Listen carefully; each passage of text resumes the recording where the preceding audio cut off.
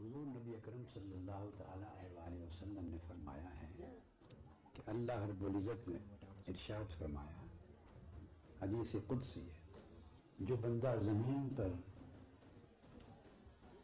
جس طرح میرا ذکر کرتا ہے میں عرش پر اسی طرح اس کا ذکر کرتا ہوں۔ اب بندہ ذکر کرتا ہے اپنے حال، اپنے مرتبے کے مطابق، اور جب اللہ ذکر کرتا ہے تو وہ اپنے مرتبے اور اپنی شان کے مطابق ذکر کرتا ہے۔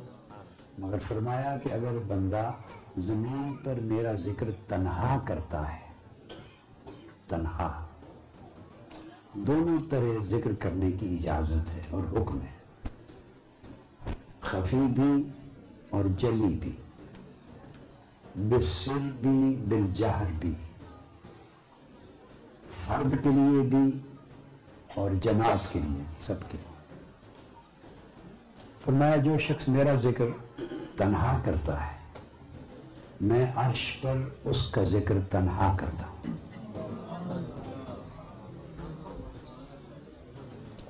اور جو شخص زمین پر میرا ذکر اور بہت سے لوگوں کے ساتھ مل کر کرتا ہے، فی مالا ان کا لفظ استعمال فرمایا، حلقہ، جماعت، بہت سے لوگوں کے ساتھ مل کر کرتا ہے اجتماع میں، تو میں بھی اس کا ذکر اجتماع میں کرتا ہوں۔ اب زمین پر اگر ہم اجتماع میں اللہ کا ذکر کریں گے تو اجتماع کن لوگوں کا ہوگا؟ ہم ہی لوگ ہیں نا، جیسے آپ لوگ، ہم لوگ بیٹھے ہیں،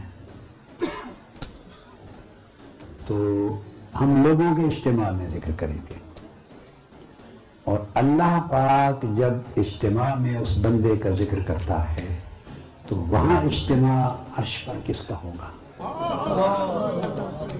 وہ ملائکہ کا اجتماع، وہ ملائکہ کا اجتماع ہوگا۔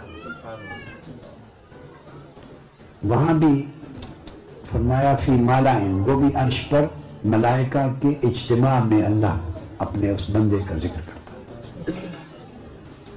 اس کا مطلب یہ ہوا جو بندہ جس کی زبان پر اللہ کا نام گونجتا ہے، اللہ کی زبان قدرت پر اس بندے کا نام گونجتا ہے، اور جو آدمی اللہ کے نام کی دھوم مچاتا ہے اللہ اس کے نام کی عرش پہ دھوم مچاتا ہے۔ تو آپ نہیں چاہتے کہ آپ کے نام کی اللہ کے ہاں دھوم مچے؟ چاہتے ہیں یا نہیں؟ تو پھر کیف کے ساتھ اللہ کا نام لیں، اللہ کا ذکر کریں۔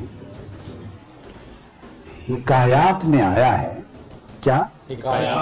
جو اولیاء کرام، صوفیاء، عرفاء، انہوں نے اپنی کتب میں پہلے انبیاء کے زمانوں کی جو حکایات لکھی، ان میں ایک حکایت میں آیا ہے کہ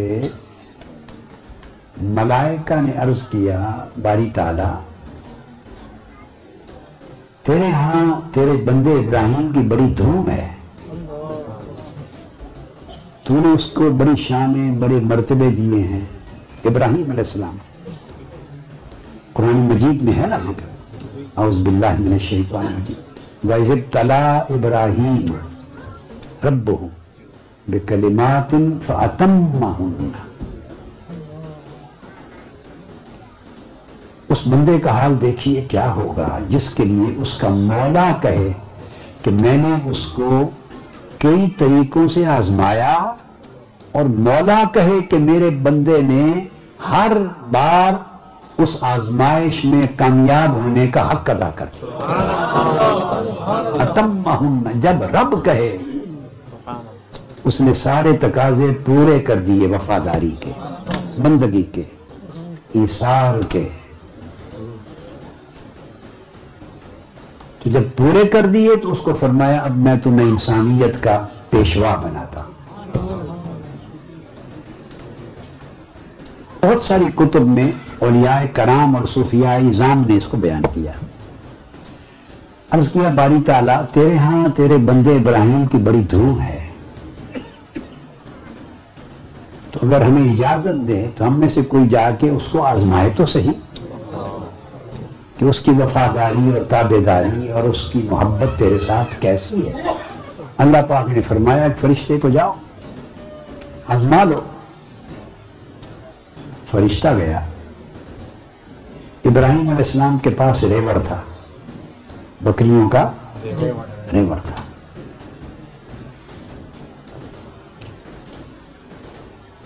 تو اس نے جا کے قریب ہی اللہ کا نام بلند کیا، بڑی خاص لحن کے ساتھ، بڑے ذوق کے ساتھ، کیفیت کے ساتھ، حلاوت کے ساتھ اللہ کا نام بلند کیا. کس کا نام؟ نہیں، اسی ذوق اور حلاوت سے کہے نا کہ سینے ٹھنڈے ہو جائیں. کس کا نام بلند کیا؟ آنکھیں بند کر کے کہیں اس سے بڑا کوئی محبوب نہیں ہے. ساری محبتیں عشق نیچے دھکے کھاتے ہیں، نیچے دھکے کھاتے ہیں. اس جیسا کوئی محبوب نہیں، اس جیسا کوئی حسین نہیں، اس جیسا کوئی جمیل نہیں، اس جیسا کمال کسی کا نہیں، اس جیسا جمال کسی کا نہیں. اس محبوب کا، حسین و جمیل محبوب حقیقی کا نام بلند کیا. کس کا؟ آنکھیں بند کر کے مجنونانہ طریقے سے، مجنونانہ طریقے سے اللہ کا نام بلند کیا. تو جب خوبصورت انداز سے نام بلند کیا، ابراہیم علیہ السلام کے کانوں میں آواز آئی، آپ طرف اٹھے. عاشق وہ ہوتا ہے جو محبوب کی آواز، اس کا نام سن کے طرف اٹھے.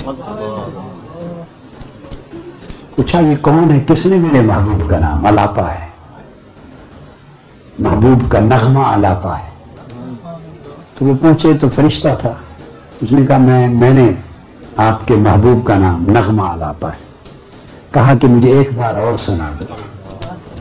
اس نے کہا پہلی بار تو میں نے اپنے شوق سے نام لیا، اب آپ کے یہ معروف حکایت ہے، میں آپ کے ذوق کے لیے سنی. میں نے کئی بار بڑے پچھلے قریبی سالوں میں تو نہیں، مگر ممکن ہے 10-15 سال یا 20 سال قبل کے خطابات میں نے 2-1-3 بار بیان کی ہے. 10-15-20 سال قبل، ابھی قریب 10 سال میں مجھے یاد نہیں آتا کہ یہ حکایت بیان کی ہے. تو پہلی بار تو اس نے کہا میں نے اپنے شوق سے لیا، اب آپ کے کہنے پر، آپ کے مطالبے پر لوں تو قیمت بھی تو طے کر لیں نا، دیں گے کیا؟ انہوں نے کہا تم میرے محبوب کا نام ایک بار پھر سنا دو، آدھا ریوڑ لے جانا. اس نے پھر نام لیا. بولیے کیا نام لیا؟ اسی طرح لے نا جو میں کہنا چاہتا ہوں. مل کر لیں، مل کر،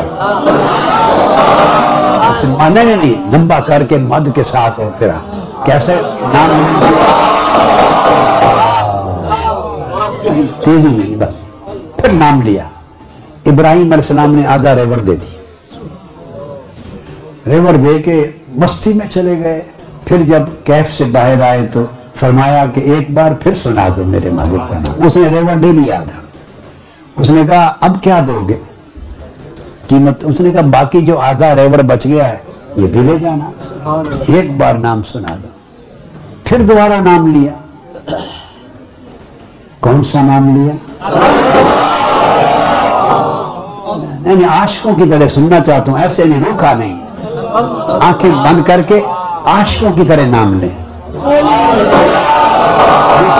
آقا علیہ السلام نے فرمایا، ایک حدیث پاک ہے کہ اللہ کا ذکر اس طرح کرو کہ دیکھنے والے، اس زمانے میں منافق مذاق اڑاتے تھے مسلمانوں کا، کہ دیکھنے والے جو منافق لوگ ہیں اور اعرابی ہیں وہ دیکھیں اللہ کا ذکر کرتے ہوئے تو کہیں یہ مجنون ہے، پاگل ہیں.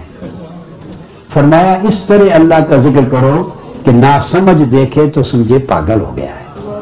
کیا ہو گیا ہے؟ پاگل ہو گیا. تو اس طرح مجنونانہ آپ تصور کر سکتے ہیں مجنون لیلا کا نام کیسے لیتا ہوگا؟ تصور कर सकते हैं?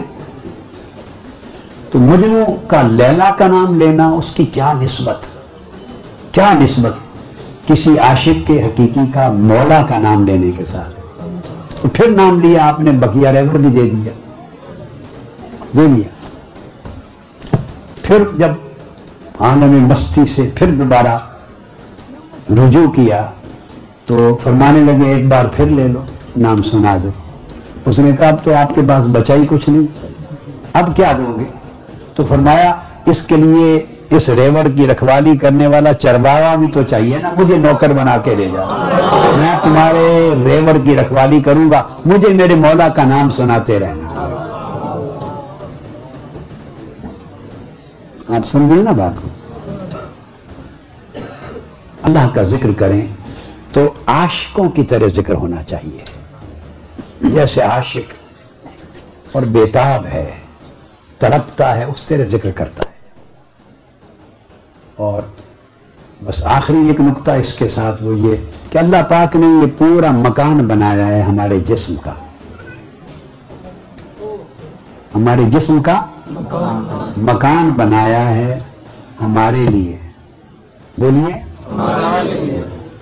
उस मकान में मुख्तलिफ शोबे रखे हैं, आंखें रखी हैं, हम देखते हैं, कान रखे हैं, हम सुनते हैं, जुबान रखी है, हम बोलते हैं, चखते हैं, हाथ पांव आज़ा, सारा मकान बनाया हमारे लिए। मगर उस मकान के अंदर उसने एक कोठा बनाया है, उस मकान के अंदर एक हुजरा बनाया है, वो सिर्फ अपने लिए, वो सिर्फ अपने लिए।